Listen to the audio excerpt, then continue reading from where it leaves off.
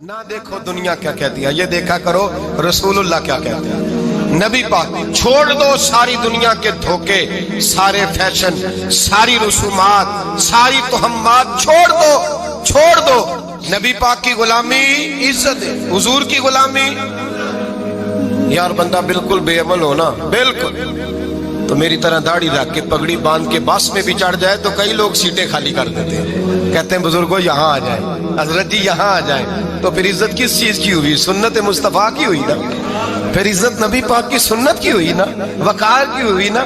एक साहब, एक बच्चे ने दाढ़ी रख ली तो मुझे आके कहने लगे हजरत जी लोग बड़े बड़े लकब देने लगे हैं। मैंने कहा क्या? कोई कहता है हजरत साहब, कोई कहता है कारी साहब, कोई कहता है हाफिज साहब, कोई कहता है अल्लामा साहब। तो मैंने कहा तेरी मौज नहीं बन गई? 4 सालों में हिफज होता है, तुझे मुफ्त का लकब मिल गया है। से निजामी 8 साल में होता है, मुफ्त का अल्लामा बन गया है, तुझे वकार नहीं दे दिया अल्लाह ताला ने। इज्जत मेरे आला हजरत फरमाते हैं इज्जत दरे रसूल पे है, इज्जत हुजूर की। और आला हजरत ने एक बात लिखी है बड़ी कीमती, और मैं ना जब कभी परेशान होता हूँ ना तो मैं ये वाली बात खोल के पढ़ता हूँ आला हजरत। ये बात ढारस बंधाती है, ढारस तवानाई देती है, पूरा मजमून बांधा है।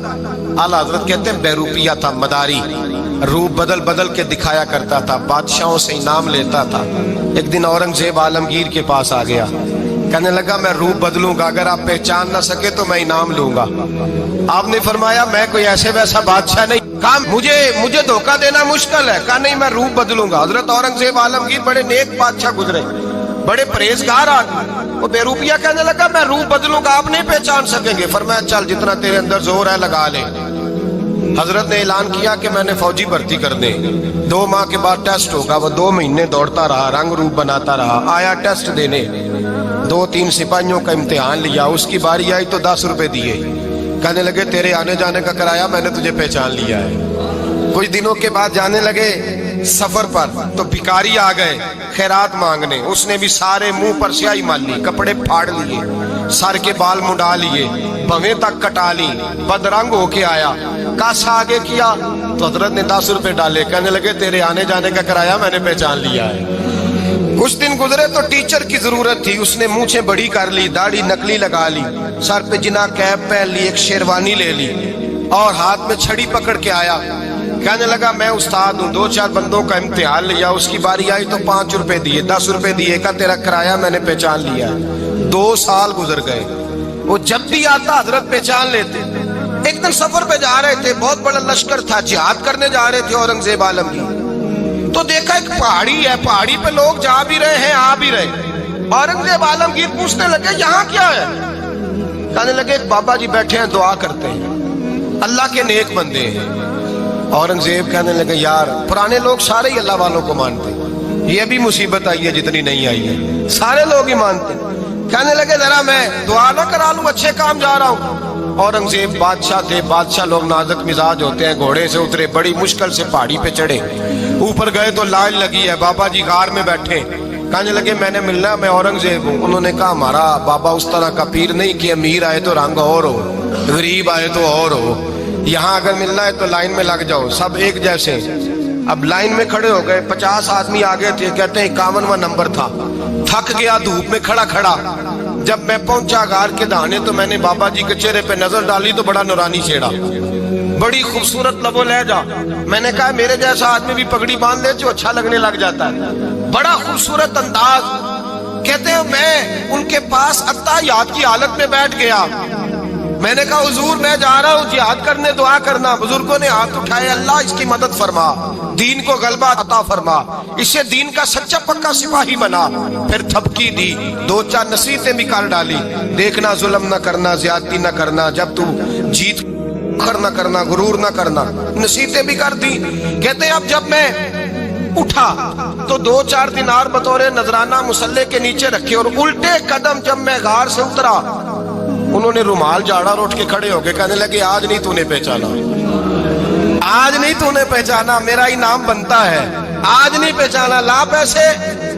औरंगजेब कहने लगा यार तूने हद कर दी, कहाँ चढ़ा कहाँ खड़ा रहा, धूप में थक गया, कमाल कर दी भाई तूने। बता तू क्या लेगा, अब तो देख जल्दी बता, कितने लोग पीछे धूप में खड़े हैं, लश्कर सारा खड़ा है, क्या लेगा? اس نے کہا سب سے قیمتی ہیرے وہ ہیں جو تیرے سر کے تاج میں لگے ہوئے ہیں، مجھے تیرا تاج چاہیے۔ او بھائیو سننا اور یاد رکھنا، میرے اعلیٰ حضرت کہتے ہیں بادشاہ نے سر کے اوپر سے تاج اتارا، بہروپیے کے قدموں میں رکھا اور کہنے لگے یہ لے، اور یہ تو تیرا مانگنے پر میں نے دیا ہے نا، میں واپس آتا ہوں تو آنا میں اپنی مرضی سے بھی تجھے دوں گا۔ تو نے اورنگزیب جیسے بندے کو دھوکہ دیا، آنا میں اس وقت بھی دوں گا۔ وہ دے کر بس بات ختم ہو گئی، حد ہو گئی۔ دے کر کہتے ہیں جب میں پلٹا نا واپس، بہروپیے نے آواز دی بادشاہ ٹھہر جا، تو میں نے پلٹ کے دیکھا تو کہنے لگے یہ اپنا تاج لے جا، اٹھا اور لے جا۔ میں نے کہا 2 سال بیت گئے تجھے محنت کرتے، آج قابو آیا تو لے جاؤں۔ کہنے لگا لے جا، مسئلہ سمجھ میں آ گیا۔ میں نے کہا مجھے بھی تو سمجھانا۔ کہتے ہیں وہ پھوٹ پھوٹ کے رویا، اس کی آنکھیں برس پڑی، سیلاب کی طرح آنسو بہ نکلے، تڑپا اور رو کے کہنے لگا بادشاہ میں نے جھوٹ موٹ رسول اللہ کی غلامی اختیار کی تھی، جھوٹ موٹ کی داڑھی، جھوٹ موٹ کی پگڑی، جھوٹ موٹ کا فقر، میں نے جھوٹ موٹ نبی پاک کا لباس پہنا ہے، تو تیرے جیسے بادشاہوں کے تاج میرے قدموں میں آ گئے ہیں۔ اگر میں سچ مچ رسول اللہ کا غلام بنوں گا تو اللہ کیا کچھ عطا فرمائے، اللہ کتنی نعمتوں سے نوازے۔ میرے اعلیٰ حضرت کیا فرماتے ہیں؟ اعلیٰ حضرت فرماتے ہیں فرشتے بھی کرتے ہیں تعظیم میری۔ کون جی؟ اللہ۔ ایسا عقیدہ بھی کم ملے گا جو بریلی کے امام کا عقیدہ ہے، ایسا بھی کم۔ کہتے ہیں فرشتے بھی کرتے ہیں تعظیم میری۔ کیوں؟ فرمانے لگے فدا ہو کے ان پر یہ عزت ملی ہے، فدا ہو کے ان پر یہ۔ حضرت سلمان فارسی گورنر تھے، کھانا کھا رہے تھے، دسترخوان بچھا تھا، رسول پاک صلی اللہ علیہ وسلم کا فرمان ہے روٹی کا لقمہ دسترخوان پہ گرے اٹھا کے کھا لو، اللہ تمہاری بخشش فرما دے گا۔ دسترخوان صاف ہوتا ہے، روٹی، بڑے گورنر تھے آپ، بڑے بڑے سفیر بیٹھے تھے، وزیر بیٹھے تھے، روٹی کا لقمہ گر گیا۔ آج تو لوگ فیشن میں عزت ڈھونڈتے ہیں نا، وقار ڈھونڈتے ہیں کہ میں جدید دنیا کے ساتھ مل جاؤں، میں معاذ اللہ لڑکی لڑکے اکٹھے بٹھا کے منگنی کروں تو میں ماڈرن شمار ہو جاؤں گا، میں بڑے بڑے ڈھول بجاؤں تو ماڈرن بنوں گا، میں اگر مہندی پہ سارے تماشے کر ڈالوں تو میں ماڈرن ہوں۔ دیکھو عزت کس بات میں۔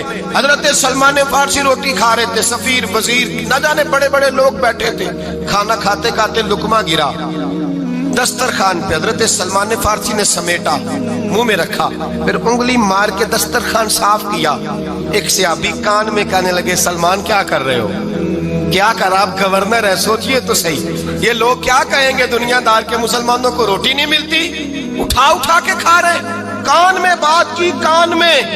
حضرت سلمان فارسی کان میں جواب دے سکتے تھے، کہہ سکتے تھے نہیں ایسے ہی کرنا ہے، انہوں نے کان میں بات کی، لیکن جناب سلمان فارسی اعلیٰ اعلان بولے، کہنے لگے ان 4 5 6 دنیا داروں کے لیے میں اپنے نبی کا طریقہ چھوڑ دوں، اپنے رسول کی سنت چھوڑ دوں؟ یہ 4 5 دنیا دار دنیا کی طرف دیکھ کے میں مصطفیٰ سے منہ موڑ لوں؟ پھر جوش جذبات میں سر سے پگڑی اتار دی، رونے لگے۔ آپ فرمانے لگے میں مدینے کے بازاروں میں کھجوریں اتارتا تھا، نوکریاں کرتا تھا، یہ جو میرے سر پر عزت کے بال ہیں یہ محمد عربی کے اگائے ہوئے ہیں، رسول اللہ کے اگائے ہوئے ہیں۔ اور بھائیو حد ہو گئی۔ حضرت بلال، حضرت بلال، حضرت بلال رضی اللہ تعالیٰ، حضرت بلال آئے جناب عمر سے ملنے، کیسے وہ کسرا بھی آئے تو عمر خاطر میں نہ لائے، پر بلال حبشی دروازے پہ داخل ہوئے تو فاروق اعظم نے کرسی چھوڑ دی، ہاتھ باندھ کے کونے میں کھڑے ہو گئے۔ کالا رنگ ہے، نام بھی لکھنا نہیں جانتے، زمانے میں تعارف کوئی نہیں۔ حضرت عمر نے ہاتھ باندھا ہے، لوگ کہنے لگے عمر تو کیسے ہو، کسرا سے نہیں ڈرتا، یہ کون آ رہا ہے جس کے لیے تیرا اتنا استقبال ہے؟ حضرت عمر کہنے لگے چپ کر جاؤ، اس کی بات نہ کرنا، اسے آنے دو، اسے آنے دو، اس کی بات نہ چھیڑنا۔